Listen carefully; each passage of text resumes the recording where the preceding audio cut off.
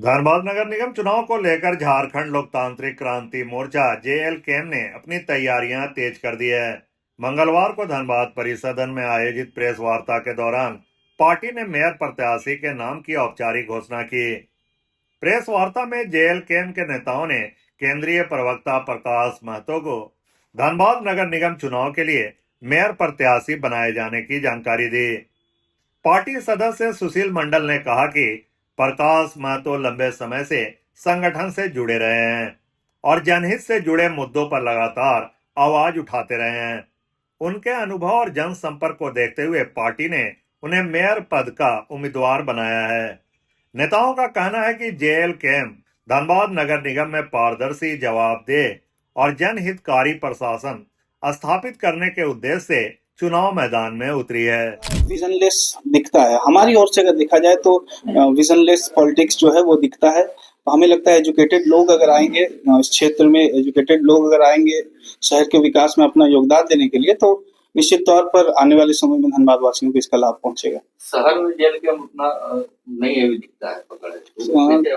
देखिए, ये जो है धारणा, आज से अगर हम 1 से 1.5 साल पहले अगर कहें तो ये धारणा थी, पर शहर में आज कोई भी समस्या अगर शहर में होता है ना, शहर के किसी भी अस्पताल में आप चले जाइए, शहर के किसी भी ऑफिस में चले जाइए, जेएलकेएम के द्वारा जितनी समस्याओं का निदान होता है, हमें नहीं लगता किसी और पार्टी के द्वारा होता है। तो जेएलकेएम अब 1 साल पहले आप कह सकते हैं शहर में कमजोर थी, पर अभी फिलहाल देखा जाए तो जेएलकेएम ही एकमात्र पार्टी है जो शहर में एक्टिव है। क्या जेएलकेएम मेयर प्रत्याशी के साथ साथ वार्ड पार्षद प्रत्याशी भी उतारेंगे? अभी फिलहाल अगर देखा जाए तो इस पर चिंतन मंथन बन रहा है, पर अधिकतर उस पर अधिकांश चांसेस रहेगा कि हम लोग केवल मेयर पे ही फोकस करेंगे और केवल उन्हीं क्षेत्रों में जहां पर हमारे कार्यकर्ता डिमांड करेंगे कि हाँ हमारे मेयर के प्रत्याशी उस, क्योंकि ये दलीय आधार चुनाव नहीं है। तो ऐसा नहीं कि जेएलकेएम जितने नगर महानगर हैं, जहां भी नगर निगम चुनाव हो रहा है तो वहां पर प्रत्याशी देगी।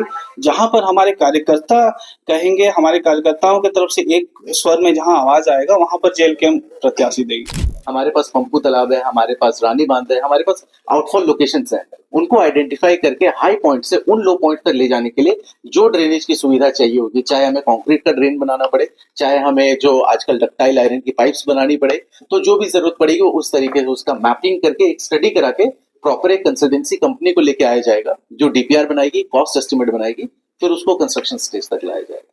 समीकरण क्या रहने वाला है आप लोगों का? बातें तो अच्छी कर रहे हैं, सुझाव भी अच्छी दे रहे हैं, पर चुनाव तो समीकरण पर जीते जाते हैं।